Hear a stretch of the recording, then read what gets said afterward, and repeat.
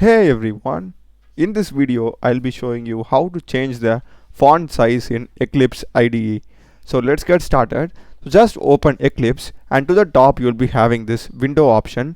Just click on that and to the bottom you'll be having preferences.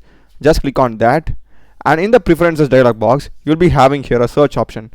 Just clear that and search for font. And if you search for font, under appearance you'll be getting this colors and font.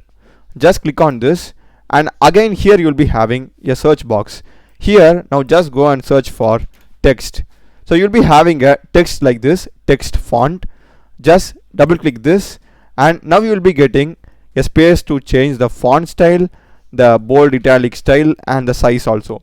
So for example, I'll just change everything and show you. I'll just give this as my font style and I will make it bold italic and also change my size. So I'll just give here 48, so that's like super high. So once you're done changing the necessary things, just click on OK and click apply and close over here. So here you can see my font size and style has been changed. So this is basically how you change your font size in Eclipse IDE. Do check the playlist of my channel. I've done a lot of videos in programming, Java and CRUD operations and AI videos. Check them out, subscribe me. Thanks for watching.